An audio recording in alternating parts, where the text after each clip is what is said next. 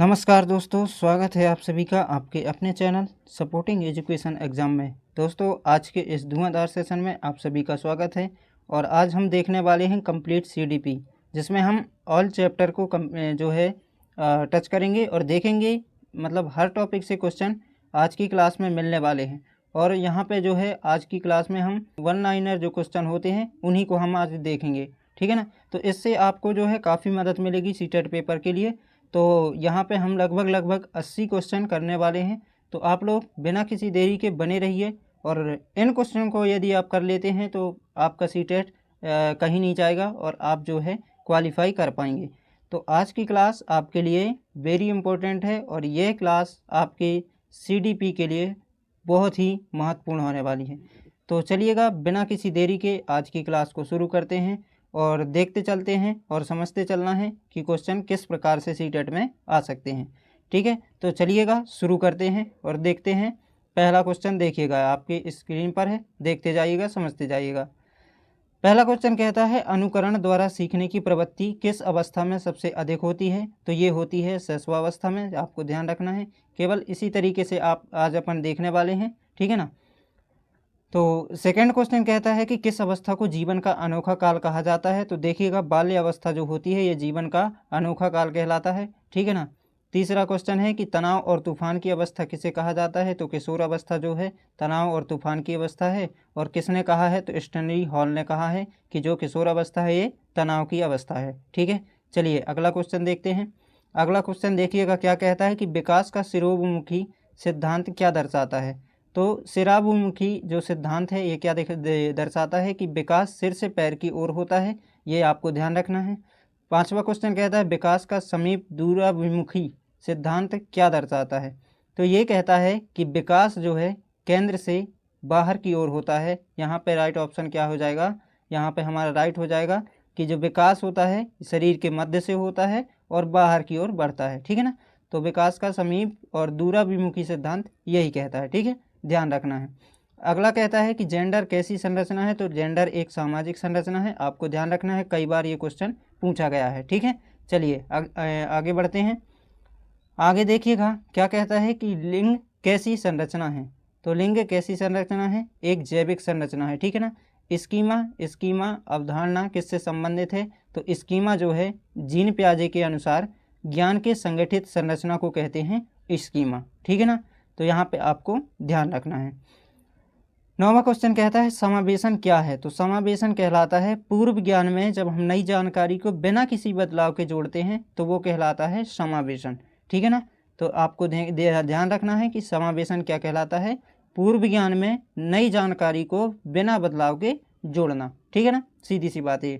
चलिए अगला क्वेश्चन देखते हैं। अगला क्वेश्चन देखिएगा कहता है कि समायोजन, अभी अपन ने समावेशन देखा है और ये यहाँ पे क्या करेंगे, क्या बोल रहा है, समायोजन क्या है। तो यहाँ पे समायोजन हो जाता है कि नई जानकारी के अनुसार अपने पुराने स्कीमा ज्ञान में संशोधित करना, यानी संशोधन करना जो है ये समायोजन कहलाता है। और उसी तरीके से बिना किसी संशोधन के जब हम कोई भी चीज़ को धारण करते हैं तो वो कहलाता है समावेशन, ठीक है ना, ध्यान रखना है। 11वां क्वेश्चन कहता है कि अहम केंद्रिता किस अवस्था की प्रमुख विशेषता है। तो ये कहलाती है जीन पियाजे के अनुसार पूर्व संक्रियात्मक अवस्था, ठीक है ना, आपको ध्यान रखना है। वाइगोत्स्की के अनुसार निजी वाक क्या है। तो देखिएगा 12वां क्वेश्चन कहता है कि जो निजी वाक होती है ये बच्चों द्वारा स्वयं के कार्यों को निर्देशित करने के लिए खुद से बात करना, यहाँ पे ये हो जाएगा खुद से बात करना, ठीक है। अगला क्वेश्चन देखते हैं। अगला क्वेश्चन कहता है कि मास्लो का सिद्धांत किससे संबंधित है। तो आवश्यकता के पदानुक्रम सिद्धांत से, यानी अभिप्रेरणा से, ठीक है ना। 14 क्वेश्चन की मूल प्रवृत्ति का सिद्धांत किसने दिया है। तो आपको ध्यान रखना है विलियम मैकडूगल ने दिया है, जिसमें उन्होंने 14 मूल प्रवृत्तियां बताई हैं। 15वां क्वेश्चन कहता है कि अधिगम अक्षमता शब्द का प्रयोग सबसे पहले किसने किया था। तो यहाँ पे आप ध्यान रखेंगे किर्क द्वारा जो है अधिगम अक्षमता शब्द का प्रयोग किया गया है, ठीक है ना। चलिए अगला क्वेश्चन देखिए। अगला क्वेश्चन देखिएगा, ऑटिज्म यानी स्वालीनता से पीड़ित बच्चों की मुख्य विशेषता क्या है। तो जो स्वालीनता से पीड़ित बच्चे होते हैं वो जो है संप्रेषण में कठिनाई जाती है, सामाजिक संप्रेषण करने में उन्हें कठिनाई होती है। 17वां क्वेश्चन कहता है पोर्टफोलियो क्या है। तो पोर्टफोलियो किसी बच्चे के कार्यों का क्रमिक और संगठित संग्रह जो समय के साथ उसके विकास को दर्शाता है। मैंने कई बार बताया है, ये सतत और व्यापक मूल्यांकन के अंतर्गत आता है, ठीक है ना। 18वां क्वेश्चन कहता है निदानात्मक परीक्षण का मुख्य उद्देश्य क्या होता है। तो यहाँ पे कमियों और कठिनाइयों का पता लगाना। केवल आपको ये ध्यान रखना है कि निदानात्मक जो परीक्षण होता है इसमें जो सीखने में आने वाली कमियां और कठिनाइयां हैं उनका पता लगाना, ठीक है ना। तो निदानात्मक आपको ध्यान रखना है। इसका विपरीत होता है उपचारात्मक शिक्षण। तो उपचारात्मक मतलब निदान हमने कर लिया, कमियों का पता लगा लिया, और यहाँ पे उपचारात्मक शिक्षण का उद्देश्य क्या होता है कि निदानात्मक परीक्षण द्वारा खोजी गई कमियों का निवारण करना, यानी यहाँ पे हमको उन कमियों को दूर करना है, ठीक है ना। 20वां क्वेश्चन कहता है कि आंतरिक अभिप्रेरणा का क्या अर्थ है। तो उत्तर यहाँ पे है कि जब बच्चा किसी कार्य को बाहरी पुरस्कार पाने की बजाय स्वयं की खुशी और जिज्ञासा के लिए करता है तो वो कहलाती है आंतरिक अभिप्रेरणा, ठीक है। चलिए अगला क्वेश्चन देखते हैं। अगला क्वेश्चन कहता है कि बाल विकास का अध्ययन किस विषय शाखा के अंतर्गत किया जाता है। तो बाल मनोविज्ञान, आप सभी लोग जानते हैं। 22वां क्वेश्चन कहता है बाल विकास का जनक किसे माना जाता है। तो स्टैनली हॉल को माना जाता है, ठीक है ना। इन्होंने काफ़ी अध्ययन जो है किया है, ठीक है, इसलिए स्टैनली हॉल को बाल विकास का जनक माना जाता है। 23वां क्वेश्चन कहता है कि विकास की प्रक्रिया कैसी होती है। तो जीवन पर्यंत होती है। मैंने कई बार आपको बताया है कि जो विकास होता है ये जीवन पर्यंत चलता है और सतत गुणात्मक और परिमाणात्मक होता है, ठीक है। चलिए अगला क्वेश्चन देखते हैं। अगला क्वेश्चन कहता है कि विश्व की पहली मनोवैज्ञानिक प्रयोगशाला किसने स्थापित की। तो यहाँ पे विलियम वुंट ने 1879 में। शहर पूछता है थी तो लिप्जिंग, जर्मनी, ठीक है ना। तो सन भी आपको ध्यान रखना है और इनका नाम भी याद रखना है। यहाँ पे अगला क्वेश्चन कहता है जीन पियाजे किस देश के मनोवैज्ञानिक थे। तो स्विट्जरलैंड के ये थे, ठीक है ना। 26वां क्वेश्चन कहता है कि पियाजे के अनुसार संज्ञानात्मक विकास की कितनी अवस्थाएं हैं। तो इन्होंने 4 अवस्थाओं का वर्णन किया है, आपको ध्यान रखना है, ठीक है। चलिए अगला देखते हैं। यहाँ पे देखिएगा चारों अवस्थाओं को समझ लीजिएगा एक एक से। संवेदीगामक अवस्था की आयु सीमा क्या होती है। तो 0 से 2 वर्ष होती है संवेदीगामक। पूर्व संक्रियात्मक जो होती है 2 से 7 वर्ष होती है। मूर्त संक्रियात्मक 7 से 11 वर्ष होती है। और जो एक चौथी होती है, चौथी अवस्था औपचारिक संक्रियात्मक, वो 11 या 12 से ऊपर होती है, ये है अमूर्त। तो आप लोग ध्यान रखना है कि 11 वर्ष से आगे जो होती है ये औपचारिक संक्रियात्मक अवस्था होती है, ठीक है ना। चलिए अगला यहाँ पे क्या कहता है। अगला कहता है कि सामाजिक सांस्कृतिक सिद्धांत किसने दिया है। तो लेव वाइगोस्की ने दिया है। मैंने आपको कई बार बोला है कि जहाँ पे समाज की बात होती है तो वाइगोस्की को देखना है, ठीक है ना। वाइगोस्की के अनुसार ZPD का पूर्ण रूप क्या है। तो यहाँ पे आपको ध्यान रखना है जोन ऑफ प्रॉक्सिमल डेवलपमेंट, समीपस्थ विकास का क्षेत्र, ठीक है ना, आपको ध्यान रखना है। चलिए अगला देखते हैं। अगला क्वेश्चन है वाइगोस्की से। देखिएगा कोई भी क्वेश्चन आपको छोड़ना नहीं है, ठीक है ना, बने रहिएगा लास्ट तक और ये क्वेश्चन आपके लिए बहुत ही इंपॉर्टेंट होंगे, आप लोग देखते जाइएगा। वाइगोस्की के अनुसार सीखने में मिलने वाली अस्थायी सहायता को क्या कहते हैं। तो इन्होंने जो अस्थायी सहायता है इसके फोल्डिंग कहा है, इसी को पाण या मचान कहते हैं या ढांचा कहते हैं, ठीक है ना।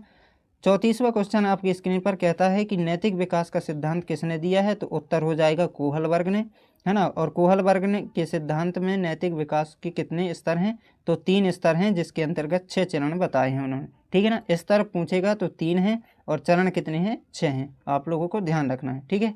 चलिए अगला देखते हैं। यहाँ पे नैतिक विकास से ही है। हिंज की दुविधा किस सिद्धांत से संबंधित है। तो कोहल वर्ग के नैतिक विकास से संबंधित है, ठीक है ना। 37 क्वेश्चन कहता है कि बुद्धि का द्विकारक सिद्धांत किसने दिया है। तो कई बार सीटेट में पूछा गया है कि जो बुद्धि का द्विकारक सिद्धांत है ये किसने दिया है। तो याद रखना है स्पीयरमैन ने दिया है, ठीक है ना। बहुबुद्धि सिद्धांत का प्रतिपादन किसने किया है। तो हार्वर्ड गार्डनर ने किया है, ये भी आपको ध्यान रखना है, ठीक है ना। द्विबुद्धि याद रखना है और बहुबुद्धि भी, ठीक है। चलिए बढ़ते हैं अगले क्वेश्चन की तरफ। अगला क्वेश्चन देखिएगा, ये भी आपको ध्यान रखना है कि समावेशी शिक्षा का मुख्य उद्देश्य क्या होता है। तो मैंने आपको कई बार क्लास में बताया है कि सभी बच्चों को बिना किसी भेदभाव के एक साथ ही एक ही कक्षा में पढ़ाना, ये कहलाता है समावेशी शिक्षा, ठीक है ना। डिसलेक्सिया किससे संबंधित विकार है। तो डिसलेक्सिया जो है ये पठन संबंधी विकार है। जब बालक को पढ़ने में कोई कठिनाई होती है तो उसे हम डिसलेक्सिया बोलते हैं, ठीक है ना। और वहीं उसका उल्टा होता है डिस्ग्राफिया, तो ये होता है लेखन संबंधी विकार, यानी लिखने में कठिनाई, ठीक है ना। तो यहाँ पे कोई डाउट नहीं होगा। बढ़ते हैं अगले क्वेश्चन की तरफ। अगला क्वेश्चन देखिएगा, एक और होता है डिसकैलकुलिया। तो आप लोग इसे ध्यान रखेंगे, कैलकुलेशन के हिसाब से ध्यान रखेंगे कि ये एक गणितीय विकार है और गणना संबंधी विकार के कारण बालक जो है गणितीय समस्याओं से यदि जूझ रहा है तो उसे हम क्या कहेंगे, डिसकैलकुलिया कहेंगे। ठीक है। अगला क्वेश्चन कहता है प्रगतिशील शिक्षा की अवधारणा किसने दी है? तो जॉन डीवी ने दी है, ये भी आपको ध्यान रखना है। ठीक है ना। बाल केंद्रित शिक्षा में मुख्य केंद्र बिंदु कौन होता है? तो स्वाभाविक है कि बालक होगा। यहाँ पे राइट ऑप्शन यहाँ पे राइट क्या हो जाएगा, बालक हो जाएगा। ठीक है ना। चलिए अगला देखते हैं। अगला क्वेश्चन देखिएगा क्या कहता है कि आगमन विधि का शिक्षण सूत्र क्या है? तो आगमन विधि आ से याद रखना है और आ से और ऊ याद रखना है दोनों। तो यहाँ पे आगमन विधि जो होती है ये उदाहरण से नियम की ओर चलती है। ठीक है। निगमन विधि इसका विपरीत होती है, इसका सूत्र है कि ये नियम से उदाहरण की ओर चलती है। आप लोगों को ध्यान रखना है, निगमन से नी आगे, निगमन में नी है और नियम भी आगे आता है। ठीक है ना। तो यहाँ पे ध्यान रखना है, जो निगमन विधि होती है ये नियम से उदाहरण की ओर चलती है और जो आगमन विधि है ये उदाहरण से नियम की ओर चलती है। ठीक है ना। यहाँ पे अगला कहता है कि प्रयास एवं त्रुटि का सिद्धांत किसने दिया? तो थॉर्नडाइक ने यहाँ जो है प्रयास एवं त्रुटि का सिद्धांत दिया है। ठीक है ना, आपको ध्यान रखना है। अगला देखिएगा, अगला क्वेश्चन, थॉर्नडाइक ने अपना प्रसिद्ध प्रयोग किस पर किया था? तो ये कई बार सीटेट में क्वेश्चन आया है। तो यहाँ पे हमारा राइट ऑप्शन हो जाएगा भूखी बिल्ली पर। ठीक है ना। किस पर किया है? भूखी बिल्ली पर किया है। ठीक है ना। 49वां क्वेश्चन क्या कहता है, शास्त्रीय अनुबंधन सिद्धांत का प्रतिपादक कौन है? तो इवान क्या है, पावलोव। ठीक है ना। 50 क्वेश्चन क्या कहता है कि पावलोव ने अपने प्रयोग में किस जानवर का उपयोग किया था? तो यहाँ पे आपको ध्यान रखना है, यहाँ पे उन्होंने कुत्ता को जो है अपने जो है प्रयोग में शामिल किया था, ध्यान रखना है। ठीक है। अगला क्वेश्चन देखते हैं। अगला क्वेश्चन कहता है क्रिया प्रसूत अनुबंधन का सिद्धांत किसने दिया है? तो BF स्किनर ने दिया है, ये भी ध्यान रखना है। स्किनर ने अपना मुख्य प्रयोग किस पर किया है? तो चूहे और कबूतरों पर इन्होंने प्रयोग किया है, ये भी आपको ध्यान रखना है। यदि एक बार नहीं समझ में आ रहा तो वीडियो को जो है एक बार और स्टार्ट करके देख लेंगे तो आपको सारी चीज़ें क्लियर हो जाएंगी। ठीक है। थोड़ी सा हम फास्ट चल रहे हैं। अगला क्वेश्चन कहता है सामाजिक अधिगम सिद्धांत किसने दिया है? तो अल्बर्ट बंडूरा ने दिया है, यहाँ पे आपको ध्यान रखना है। ठीक है ना। अगला, सूझ एवं अंतर्दृष्टि का सिद्धांत किसने प्रतिपादित किया है? तो कोहलर ने किया है, गेस्टाल्टवादी हैं ये। ठीक है, ध्यान रखना है, कोहलर ने जो है सूझ या अंतर्दृष्टि का सिद्धांत दिया है। कोहलर ने अपना प्रयोग किस चिंपैंजी पर किया है? तो उसका नाम था सुल्तान। ठीक है, ये भी आपको ध्यान रखना है, जो चिंपैंजी का नाम था सुल्तान था। ठीक है। मनोविश्लेषणवादी सिद्धांत किसने दिया है? तो सिगमंड फ्राइड ने दिया है, यहाँ पे आपको ये भी ध्यान रखना है। ठीक है। चलिए अगला क्वेश्चन देखते हैं। अगला क्वेश्चन देखिएगा, मनोसामाजिक सिद्धांत यानी मनोसामाजिक विकास का सिद्धांत किसने दिया? तो एरिक्सन ने दिया है, ये भी आपको ध्यान रखें। थोड़ी सा फर्क रहता है लेकिन आपको ध्यान से चीज़ों को समझना है। ठीक है ना। यहाँ पे RTE एक्ट से क्वेश्चन है कि 2009 पूरे भारत में कब लागू हुआ? तो ये 1 अप्रैल जो है 2010 को लागू हुआ। ठीक है ना। 61वां क्वेश्चन कहता है RTE एक्ट 2009 के अनुसार प्राथमिक स्तर पर छात्र शिक्षक अनुपात क्या होना चाहिए? तो 30 छात्रों में 1 शिक्षक होना चाहिए, ये अनुपात आपको ध्यान रखना है। ठीक है। अगला बढ़ते हैं, NEP से क्वेश्चन है, राष्ट्रीय शिक्षा नीति 2020 से क्वेश्चन कि NEP 2020 में शैक्षणिक ढांचे 10+2 को बदलकर क्या कर दिया गया है? तो ये फार्मूला भी आपको ध्यान रखना है, 5+3+3+4 आपको ध्यान रखना है। ठीक है। NCF 2005 का मुख्य सूत्र क्या है? बिना बोझ की शिक्षा देना। ये NCF मानते ही नहीं है कि बालक को लोड देना है। ठीक है ना। 64वां क्वेश्चन कहता है भारतीय संदर्भ में सूक्ष्म शिक्षण के पूरे चक्र की समय अवधि कितनी होती है? तो ये 36 मिनट की होती है, आपको ध्यान रखना है। ठीक है। बढ़ते हैं अगले क्वेश्चन की तरफ। अगला क्वेश्चन कहता है अनुवांशिकता का जनक किसे माना जाता है? तो यहाँ पे मेंटल को अनुवांशिकता का जनक माना जाता है। ठीक है ना। अगला कहता है मानव शरीर की प्रत्येक कोशिका में कितने गुणसूत्र होते हैं? तो 46 गुणसूत्र होते हैं, जिसमें 23 जोड़े होते हैं। ठीक है ना, आपको जोड़े में होते हैं, ये आपको ध्यान रखना है। अगला कहता है अधिगम के लिए आकलन कैसा आकलन होता है? तो ये रचनात्मक आकलन होता है। ठीक है ना। और जो शिक्षण अधिगम के दौरान होता है, अधिगम के लिए आकलन। ठीक है, आपको ध्यान रखना है। तो यहाँ पे आपके जो है मैंने कितने लगभग 67 क्वेश्चन कंप्लीट करवा दिए और आपको यहाँ से मुझे तो उम्मीद है कि यहाँ से 100% आपकी सीटेट एग्ज़ाम में क्वेश्चन आएंगे ही आएंगे। तो इसी प्रकार बने रहें सपोर्टिंग एजुकेशन एग्ज़ाम के साथ और अगली क्लास में देखेंगे कुछ नया। तब तक के लिए आप सभी को जय हिंद।